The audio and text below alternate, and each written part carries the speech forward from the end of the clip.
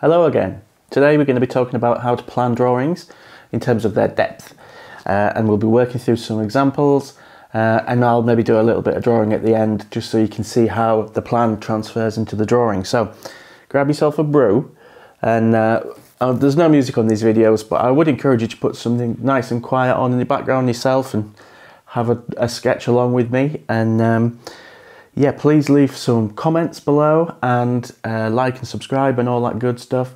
And I hope you enjoy. Okay, cheers. Okay, so we've got 3 examples here we're going to be looking at today. 2 of them are Boattober images, which are available on my website, and I'll put a link down there. Apologies for the printout quality, they're a bit crap. Ernst Law, the paddle steamer on, not paddle steamer, just the steamer on the lake at Queenstown. Another image from Falmouth that was used in Boattober last year, I took that one. And the final image is one off Unsplash, which sounds slightly Sean Connery-esque, Unsplash. And that is, for anybody who follows me on Instagram, they'll know that I do a lot of drawings on the northeast coast, which is where I grew up. And I thought this was a good example of showing different layers. So what I'm going to do is I'm going to use 3 different colours, and I'm going to sketch over the top of these. So if we go with green, red and black, what I'm going to do is break this image up into 3 different layers. So we're going to have a foreground, a middle ground and a background. Let's just say that the sky is infinity, so the sky is 4 layers, but anyway. So with this one, we'll start with the green. Green is foreground. So here we've got these seagulls, that one sticking its head up, might not include that. We've also got some leaf details coming down here, dangling down. So I'll do some quick, sort of a slightly continuous line type technique I'm using here. So just to summarise, there's the foreground. So all this green here, all this area, that's the foreground. So the middle ground, or the midground, is the lake and the paddle steamer.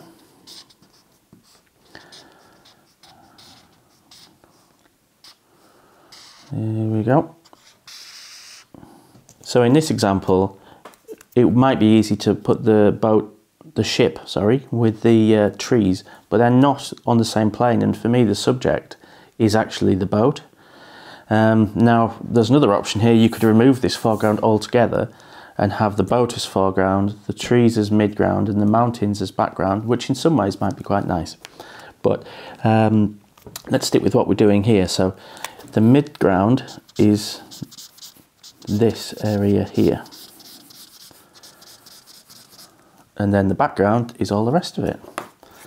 So yeah, I guess everything else is kind of infinity, isn't it? And there's your background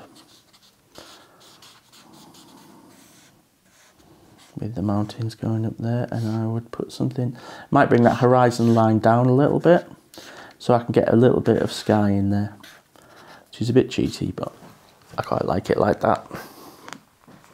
So all that is background too. Okay, so what I might do now is do a really quick drawing of that, just to show you an example. So for my foreground here, I'm using this flex pen, which does give nice, really nice thick lines, unless it railroads, which you can see it doing a bit there.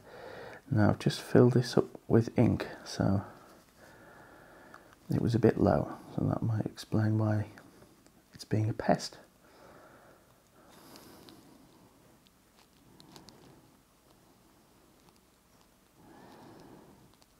Come on.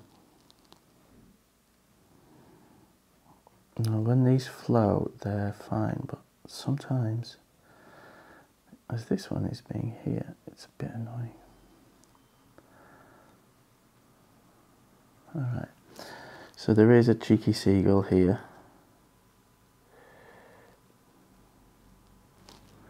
I'm going to draw him in. There we go. Right, so there is a few of the bits and bobs that I could do here in terms of there is a sort of suggestion of there's some grass, and these are really quick, almost sort of like caricature sketches I'm going to do here.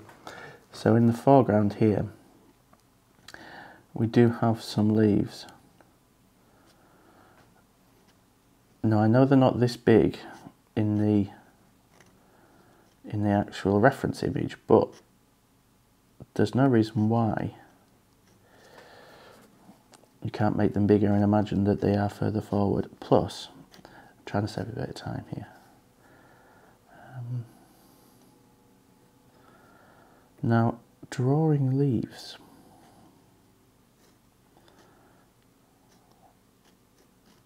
Foliage is always a bit tricky.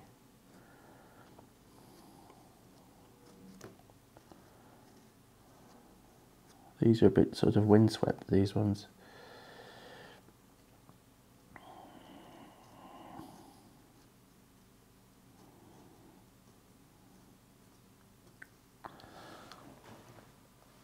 I once went out and spent a month in one of the lockdowns drawing every single bridge in the sort of wooded valley, the Porter Valley that runs up from my house, and it was basically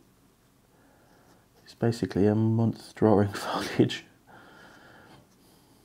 It was good fun. But actually, I must admit, after that, I felt a lot more confident. So often there is really no substitute for a sort of rinse and repeat practice.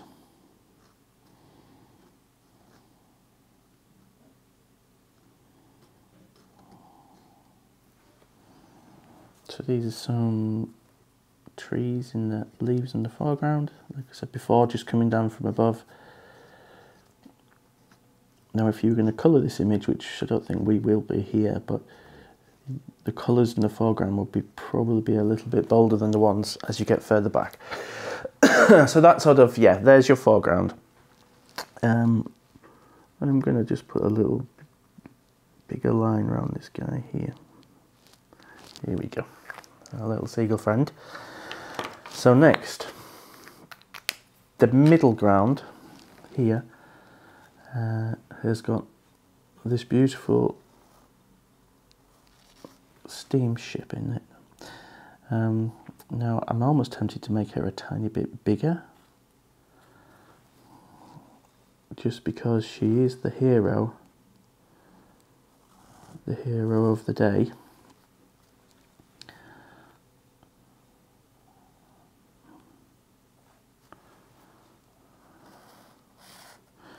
Okay, so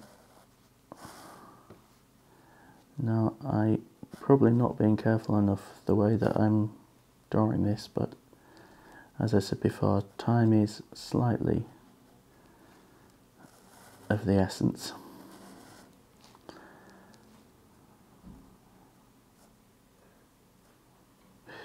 So as you can see, I'm doing a slightly sort of continuous line type technique here.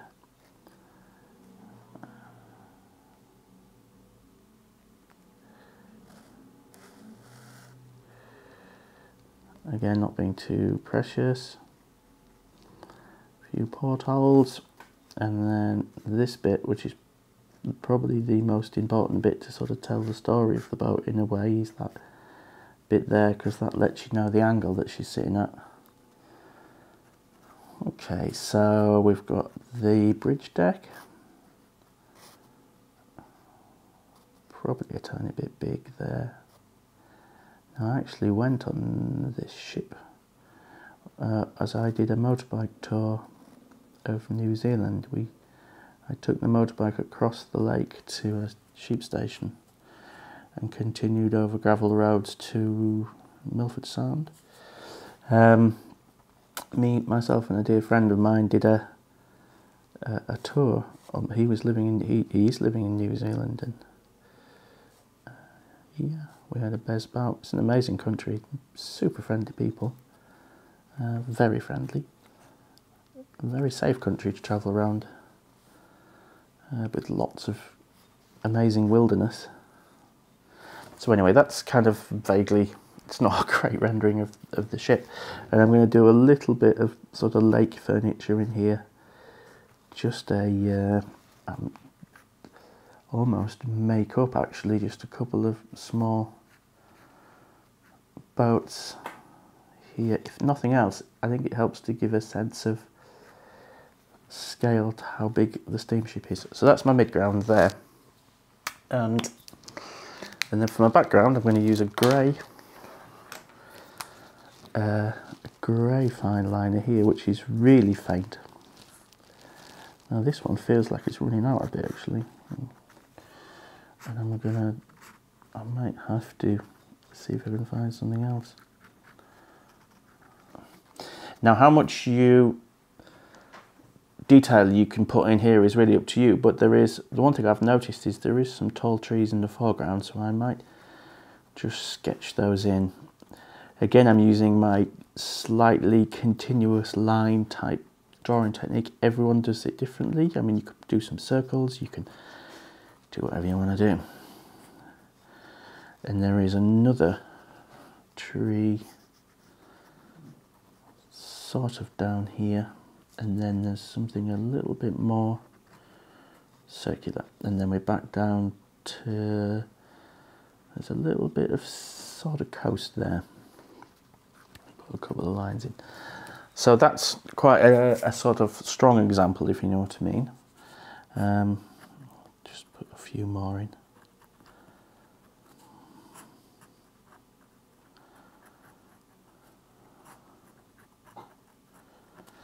So yeah, I mean, you can go in now and start putting some colours and some shade, or, you know, cross hatching or adding contrast, taking it away. Now if I was to go in here and just put some, is that the highlight I was using before? Anyway, it didn't matter.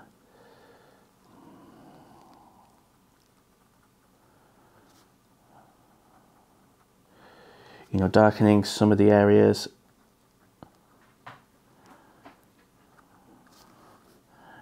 And you can see already that that contrast is what it's going to do, is that's going to pull the boat a little bit forward, because the contrast is what really stands out.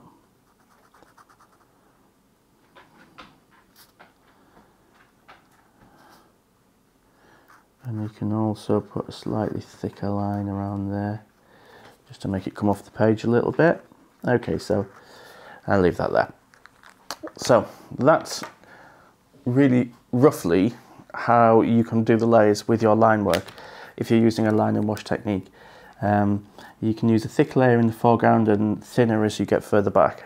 So that's just an example of line work, and I hope you can see this grey is perhaps a little bit too subtle. Now I could have used, I have a thicker grey, which is a 0.5. The other one was a 0.1, which is extremely thin, actually. So this is probably realistically what I should have used. Now I can use that to create a second outline. I mean, that 0.1 is almost like a hard pencil. Oh, that's better. I think actually that's probably a little bit more balanced. So yeah. You don't want it to be too light. Anyway, I'll leave that like that.